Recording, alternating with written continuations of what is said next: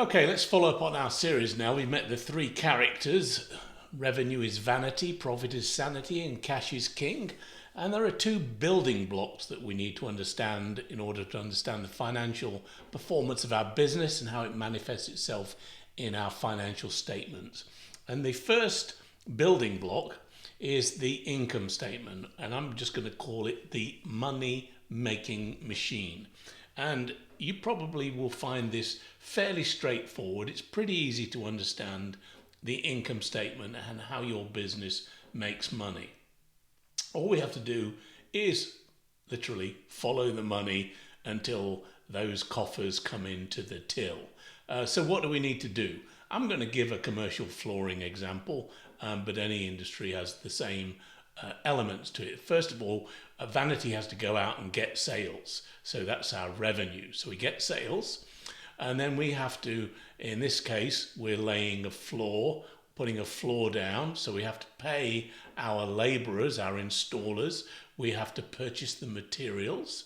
And working with sanity, we make a gross profit. So the more that we can increase the price of our services, the higher the sales value is. Or if we can actually reduce some of our costs in installers and materials, we'll make more gross profit. But the next video that we're going to come to, the three doors, I'm going to bring this into even more interesting relief for you. So we make gross profit, but then we have to pay Vanity, Team Vanity, for going out and finding us all of that work. And we've also got an army of people. We've got Team Sanity, we've got the King, we've got our administrative staff, we've got our buildings, we've got our vehicles, we've got to pay for all of that, and we subtract that. And out of that, we get what's called our operating profit. But we don't get to keep that because we actually couldn't finance our entire business. So we had to borrow some money from the bank. We have to pay interest, so we've got to pay the bank back its interest. And then what's left coming out of that, good old Uncle Sam wants his cut, so we've got to pay Uncle Sam, his portion. And then we get to something often called distributions or dividends. This is where we pay the owners for taking the risk, the benefit of ownership. And ultimately, at the bottom of the money-making machine, we have what's called what's left, and it has a fancy term. It's called retained earnings. In other words, it's profit, it's money that we've made at the end of the day. It's left over, and later we'll see we take that retained earnings. It's like special rocket fuel, and we're going to put it into the next building block, which is our wealth creation engine. But I just wanted to give you a quick example of a commercial flooring company. So this company, won about $42 million worth of work in the year. So pretty sizable flooring company, did well, and it cost them about $31.5 million to pay for their materials and their installers to get those floors in place, which leaves a gross profit of $10.5 million, which is about 25%. So 25% gross margin. When we say gross margin, we mean the percentage. When we say gross profit, we mean the absolute dollar value. The gross margin was 25%, which isn't bad for a commercial flooring company. So if you're getting that, you're in pretty good shape. But we have to pay Team Vanity for going out and getting those sales. And on average, we tend to pay those salespeople 25% of the gross profit. So 25% of 10.5 million is about 2.625 million. And that represents about 6%. So if you look at your business and you're paying 6% for your salespeople in your sales activities, that would probably be about typical. And then we have salaries and overheads, and this can range quite significantly from 10 to 16%. This organization has quite sizable overhead of about 15%.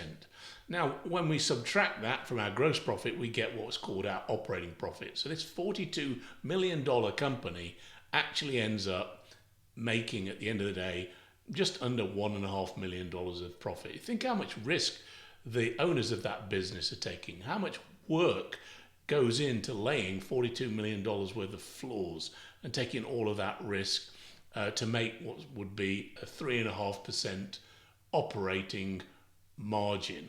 And typically, with a lot of the flooring companies we work with, they're in about that 3.5%, maybe less, on average in the community. The StarNet flooring community is about 4%, and the best of breed we've seen is about 10%. But that's rare. But we don't. The owners don't get to keep that money, right? Because they've got to pay interest on the loan, and when you're in a flooring business, often those projects go for a long time, and you're financing those projects. You have to pay a lot of bank interest. In this case, $250,000. So if you're thinking about setting up your own business, just think, I've got to go borrow money from somewhere. Would the bank loan you that kind of money? And of course, Uncle Sam wants his cut. And ultimately, the owners decide to take $200,000, which is a very, very small amount for an ownership equity in the business and taking that level of risk. But they wanted to keep some money, just over $500,000, which was then put into the into the retained earnings part of the wealth creation engine. And so if you look at this, a lot of companies, when they're trying to improve, they say, well, my operating margin is 3.5%. I'd really like it to be a lot higher. Where do they typically go? Well, they typically try and reduce costs. They try and reduce people in that salaries and overhead section. But look at that. That salaries and overhead section is 14 million. The actual cost of goods sold, or your installers and materials, is twice as large as that. So if we can get some economies of scale in terms of being able to get better material prices, being able to get more efficiency out of our installation, or even pricing our jobs at a higher level, that has a much more highly leveraged impact on our profitability than trying to save one or two heads in the back office. So very simple. That's the income statement. That's the money-making machine. Hope you found that helpful. Look out for the next video where we're going to have a little test about the money-making machine, and we're going to be doing what I call the exercise of the 3 doors. So there are 3 doors that you can walk through. You can either sell more, raise prices, or reduce your cost of goods sold, or that installation and material section of the money-making machine. So have a think about that, and in the next video you can have a go at identifying which of these strategies would actually make more money. So look forward to seeing you in the next video.